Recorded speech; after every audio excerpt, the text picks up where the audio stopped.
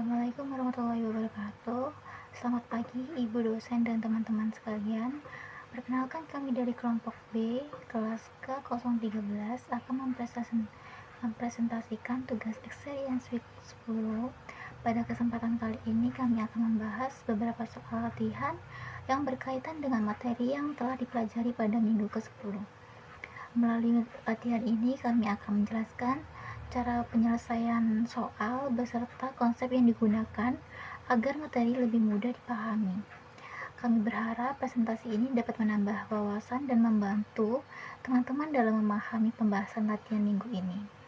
Baik, tanpa berlama-lama, mari kita mulai presentasinya. Perkenalkan anggota kelompok kami. Yang pertama ada Cika Makaila Putri Nugroho dengan NPM terakhir 047. Yang kedua Prakasa Daniswara dengan NPM terakhir 147. Yang ketiga ada Ramadina Saiful Zakiyah dengan NPM terakhir 233. Yang keempat ada Anggi Islami Siregar dengan NPM terakhir 241. Yang kelima ada Isnania Adawiyah Nisholaya Ali dengan NPM terakhir 268. Yang terakhir ada Eksya Ristawati Dwi Aryaningrum dengan NPM terakhir 410. Pada slide ini kami akan membahas instruksi 1, yaitu mengenai kapitalisasi bunga selama masa konstruksi gedung. Diketahui bahwa pada tanggal 1 November 2023, Tinitian mengontrak Bantan Construction untuk membangun gedung dengan harga 1,4 miliar di atas tanah seharga 100 juta rupiah. Harga tanah tersebut dibeli dari kontraktor dan sudah termasuk dalam pembayaran pertama. Selama tahun 2023, perusahaan melakukan beberapa pembayaran, yaitu pada 1 Januari sebesar 210 juta rupiah dan 1 Maret sebesar 300 juta rupiah dan 1 Mei sebesar 545 juta rupiah. Untuk ke 31 Desember sebesar 450 juta rupiah. Total seluruh pengeluaran mencapai 1,5 miliar. Bangunan selesai dibangun dan siap digunakan pada tanggal 31 Desember 2023. Selain itu, perusahaan memiliki utang yang secara khusus digunakan untuk konstruksi sebesar 750 juta rupiah dengan bunga 15%. Kemudian terdapat utang lain berupa wesel bayar 550 juta rupiah dengan bunga 10% dan obligasi 600 juta rupiah dengan bunga 12%. Pada soal ini terdapat 3 hal yang diminta. Yang pertama, menghitung akumulasi pengeluaran rata-rata tertimbang, yaitu menghitung rata-rata dana yang digunakan selama masa pembangunan. Jadi yang kedua, menghitung bunga yang dapat dikapitalisasi, yaitu bunga pinjaman yang dapat ditambahkan ke nilai bangunan karena berkaitan langsung dengan proses konstruksi. Dan yang terakhir atau yang ketiga itu menghitung total bunga yang benar-benar dikeluarkan perusahaan selama 1 tahun berjalan. Selama tahun berjalan. Melalui soal ini kita dapat memahami bahwa seluruh bunga langsung dibebankan sebagai biaya, tetapi sebagian dapat dikapitalisasi menjadi bagian dari harga perolehan. Baik, di sini saya akan menjelaskan jawaban untuk soal instruksi 1 yang bagian A. Jadi, diketahui pembayaran pada perusahaan konstruksi pada 1 Januari tahun 2023 adalah 210 juta. Pada 1 Maret 300 juta, pada 1 Mei 540 juta, dan pada 31 Desember 450 juta.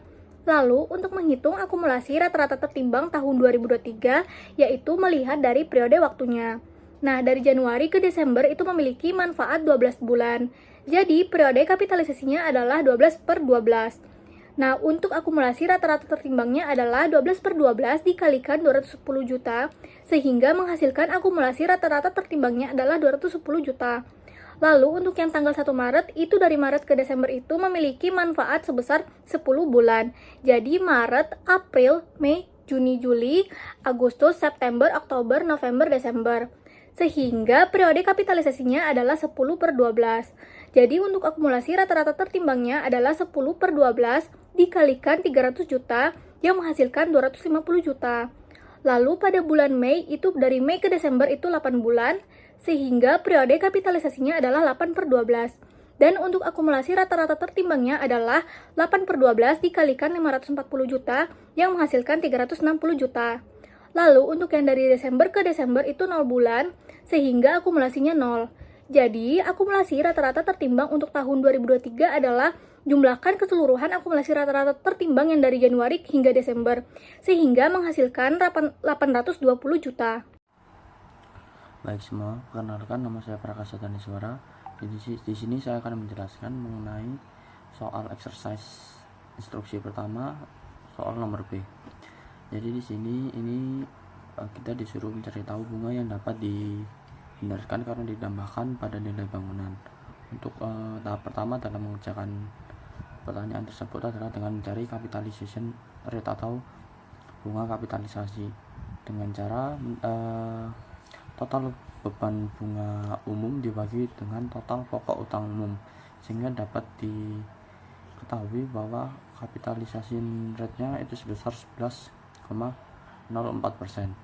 Setelah diketahui kapitalisasi rate-nya, sekarang kita dapat mencari tahu bunga yang dapat dihindarkan. Yang pertama itu kita harus mencari bunga dari utang spesifik yang berhubungan sama konstruksi itu. Terus habis itu kita mencari selisih antara weight average accumulated expenditure sama utang spesifik berhubungan konstruksi. Kenapa kok hal itu diperlukan? Karena alasan utamanya itu agar untuk mengidentifikasi dari mana sumber dana konstruksi tersebut sebenarnya berasal. Kan uang yang dipakai WAA itu sebesar 820 juta. Dan ternyata itu lebih besar daripada pinjaman yang berhubungan sama konstruksi tadi. Terus kan ada selisih. Nah, itu timnya mendapatkan sisa uang untuk menutupi pengeluaran proyeknya itu dari mana. Nah, asumsinya itu perusahaan pasti mengambil atau memakai dana umum perusahaan. Dana umum ini adalah campuran dari berbagai pinjaman lain yang dimiliki perusahaan seperti obligasi dan wesel bayar. Jadi kita harus mencari selisihnya agar mengetahui nominal pasti dan menerapkan tingkat bunga yang tepat. Nah, setelah diketahui selisih weight average-nya itu sebesar 70 juta, sehingga kita dapat mencari bunga dari selisih WAA-nya itu dengan cara selisih weight average accumulated expenditure-nya dikali dengan capitalization rate, sehingga dapat didapatkan nominal sebesar 7.730.434,74 rupiah.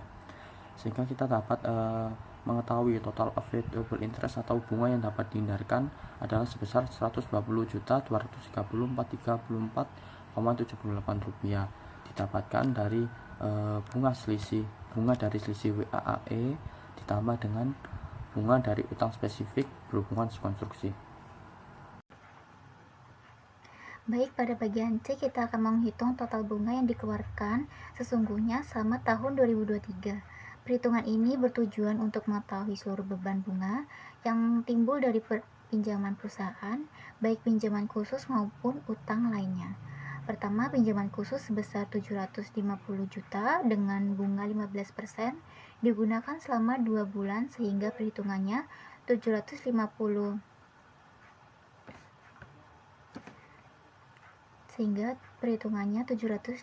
juta dikali 15% dikali 2/12 sama dengan 18.750 juta. Yang kedua, wesel bayar sebesar 550 juta dengan bunga 10% selama 1 tahun sehingga menghasilkan bunga sebesar 550 juta dikali 10% sama dengan 55 juta. Yang ketiga, ada obligasi sebesar 600 juta dengan bunga 12% selama 1 tahun sehingga bunga yang dihasilkan adalah 600 juta dikali 12% jadi sama dengan 72 juta. Jika seluruh bunga dijumlahkan maka totalnya 18.750 juta ditambah dengan 55 juta ditambah dengan 72 juta, jadi sama dengan 145 750 juta. Jadi total biaya bunga yang benar-benar ditangguh itu perusahaan selama tahun 2023 adalah 145 juta 750.000 rupiah. Di sini saya akan menjelaskan mengenai soal yang sudah dibuat mengenai acquisition of disposition property, plant and equipment. Dan di sini ada soal di mana Noah Manufacturing Co. perusahaan yang baru didirikan melakukan pengeluaran terkait dengan tanah, bangunan serta mesin dan peralatan sebagai berikut.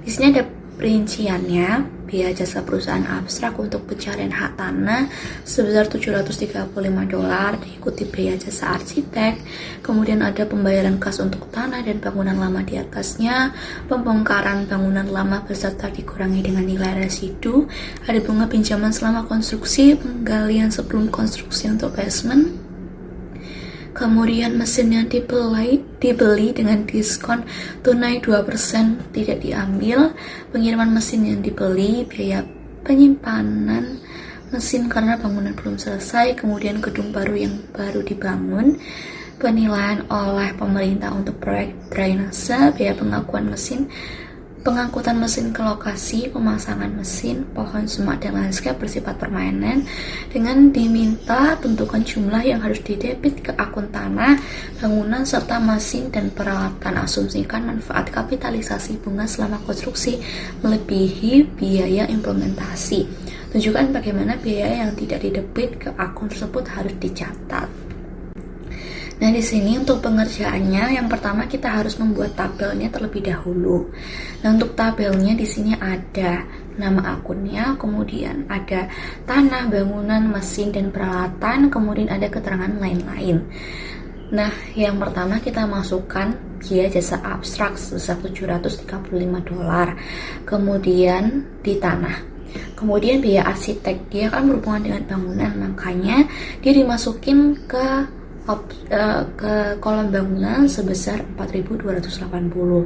Kemudian pembayaran kas tanah dan bangunan lama dimasukkan ke tanah sebesar 118.500 karena dia pembayaran kas tanah, meskipun ada tulisan bangunan tapi dia termasuk ke tanah.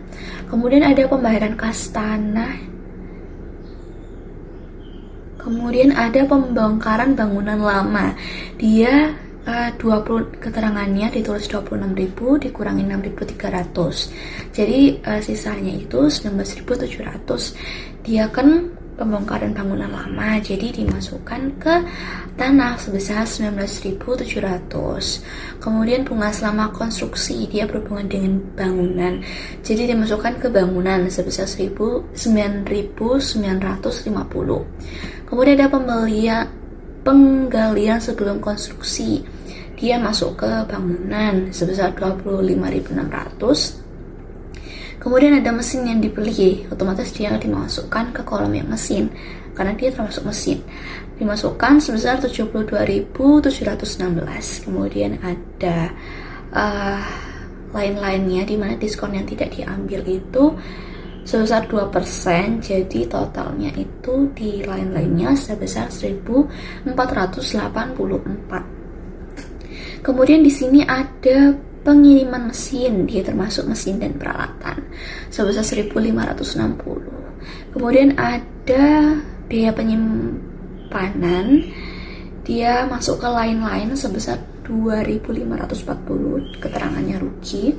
Kemudian ada gedung baru, dia termasuk ke bangunan sebesar 517.800. Ada penilaian pemerintah, dia termasuk ke tanah sebesar 1.950. Nah, kenapa penilaian pemerintah itu termasuk ke tanah? Karena dia berhubungan dengan proyek drainase, jadi hubungannya dengan tanah. Kemudian ada pengangkutan mesin, dia termasuk ke mesin ya, jadi ada 700, masuk ke lain-lain sebesar $780, dia termasuk rugi. Kemudian ada ada pemasangan mesin, dia termasuk ke mesin dan peralatan sebesar $2.350. Kemudian ada landscape, dia masuk ke tanah dengan biaya $6.300. Kemudian dari tanah, bangunan, mesin, dan peralatan serta lain-lainnya itu ditambah masing-masing per kolom. Untuk tanahnya di sini $147.185. Kemudian bangunannya $557.630. Kemudian mesin dan peralatannya $76.626. Kemudian untuk lain-lainnya di sini $4.804. Nah, yang termasuk ke lain-lain itu dia dicatat sebagai beban. Jadi pencatatan biaya yang tidak dikapitalisasi. Jadi ada biaya lain-lain berupa diskon tidak diambil, rugi penyimpanan, rugi pengangkutan, itu didebit, langsung dicatat aja. Untuk diskon tidak diambil sebesar $1.484. Kemudian beban lain-lain dari rugi penyimpanan itu $2.540. Kemudian rugi pengangkutan itu $780.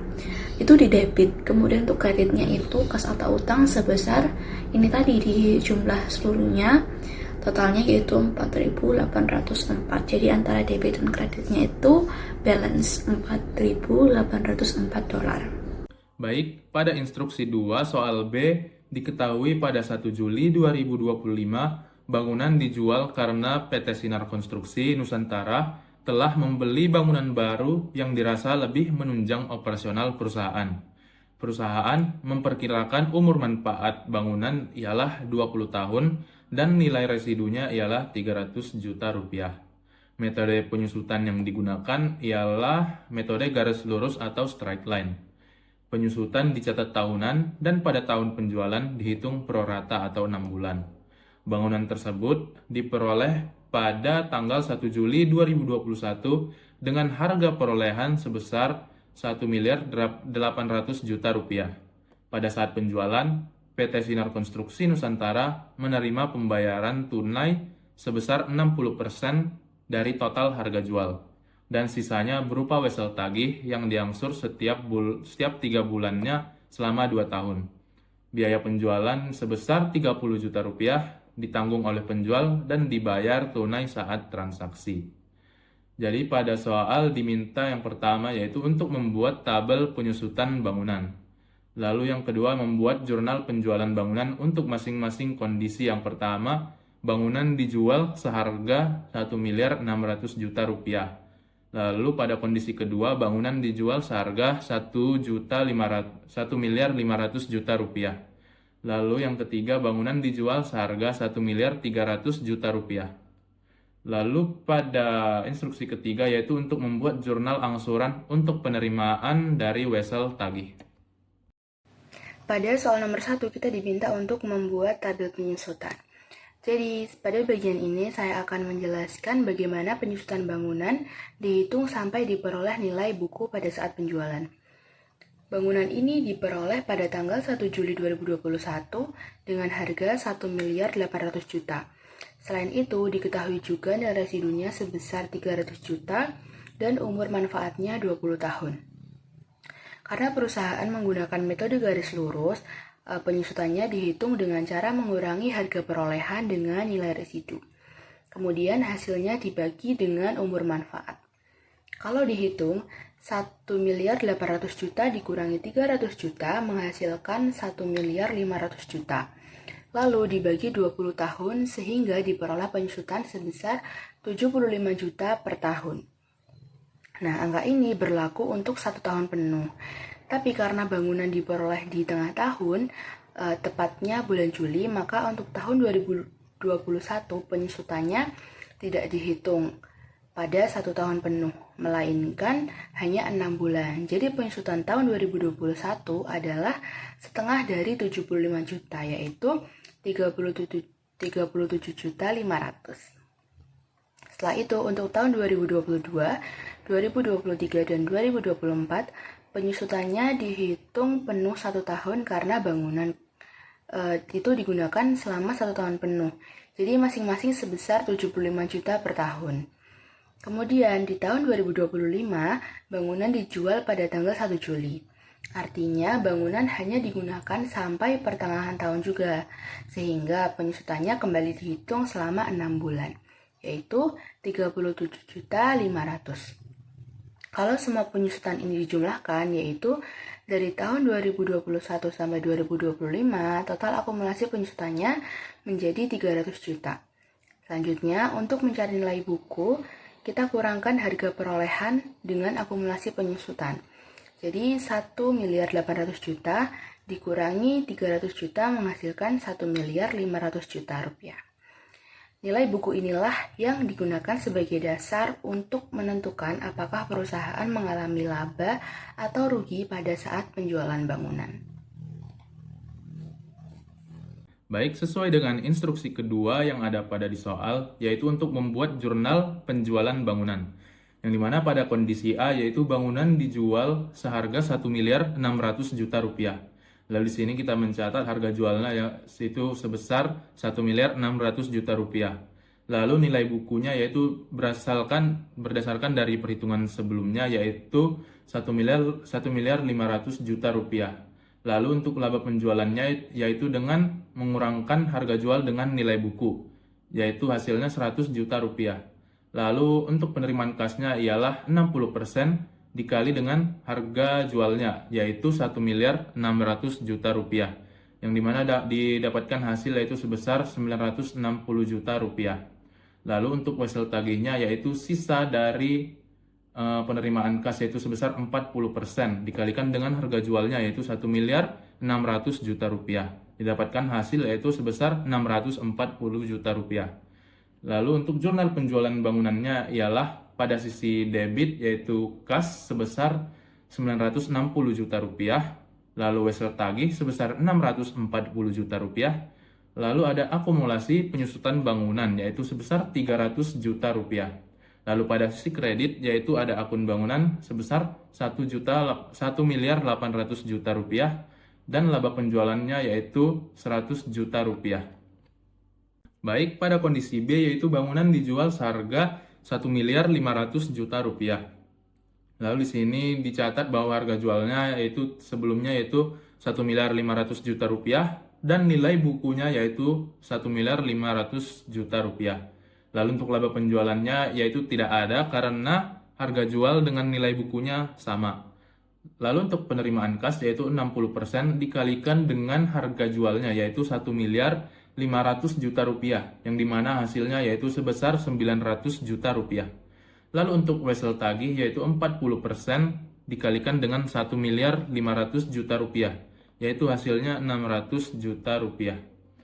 Lalu untuk pencatatan jurnal penjualan bangunannya yaitu pada sisi debit yaitu kas sebesar 900 juta rupiah, wesel tagih 600 juta rupiah, dan akumulasi penyusutan bangunan sebesar 300 juta rupiah. Lalu untuk bangunan yaitu ada pada sisi kredit sebesar 1.800.000.000 rupiah. Lalu pada kondisi C, bangunan dijual seharga 1.300.000.000 rupiah. Lalu di sini kita catat bahwa harga jualnya sebesar 1.300.000.000 rupiah dan nilai bukunya yaitu sebesar 1.500.000.000 rupiah. Lalu di sini dapatkan bahwa ada rugi penjualan sebesar harga jual dikurangi dengan nilai bukunya yaitu sebesar 200 juta rupiah. Lalu untuk penerimaan kas yaitu 60% dikalikan dengan harga jualnya yaitu dapatkan hasil 780 juta rupiah, dan untuk wesel tagih yaitu 40% dikalikan harga jualnya sebesar 1.300.000.000 rupiah, yang dimana hasilnya sebesar 520 juta rupiah. Lalu untuk pencatatan jurnal penjualannya yaitu pada sisi debit ada kas sebesar 780 juta rupiah, lalu wesel tagih sebesar 520 juta rupiah, lalu akumulasi penyusutan bangunan sebesar 300 juta rupiah, lalu ada rugi penjualan pada sisi debit yaitu sebesar 200 juta rupiah, dan pada sisi kredit yaitu bangunan sebesar 1.800.000.000 rupiah. Selanjutnya, saya akan menjelaskan bagaimana pencatatan angsuran wesel tagih dilakukan. Pada saat penjualan bangunan, perusahaan tidak menerima seluruh pembayaran dalam bentuk kas, sebesar 60% dibayar tunai, sedangkan 40% sisanya dalam bentuk wesel tagih. Wesel tagih ini merupakan piutang yang akan diterima perusahaan secara bertahap.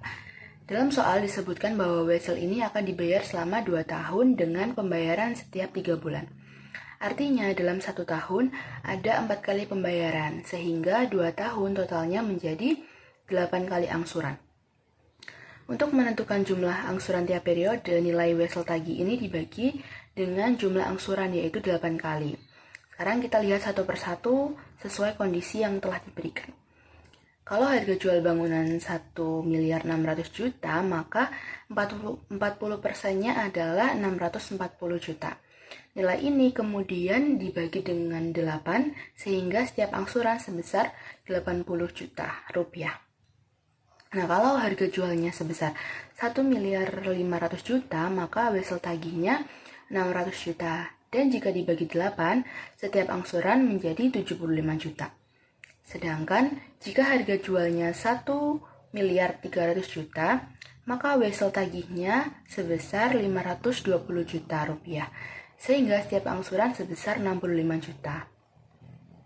Setiap kali perusahaan menerima angsuran, pencatatannya selalu sama, yaitu kas bertambah karena perusahaan menerima uang, dan wesel tagih berkurang karena sebagian piutang telah dibayar.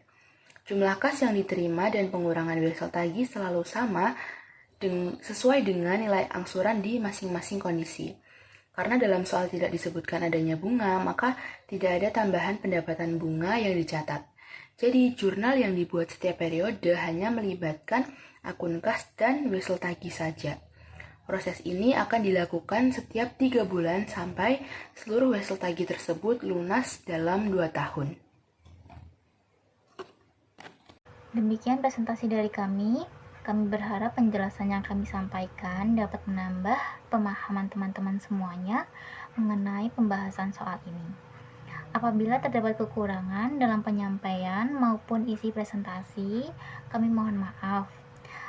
Sekian presentasi dari kami. Terima kasih atas perhatian teman-teman dan ibu dosen. Wassalamualaikum warahmatullahi wabarakatuh.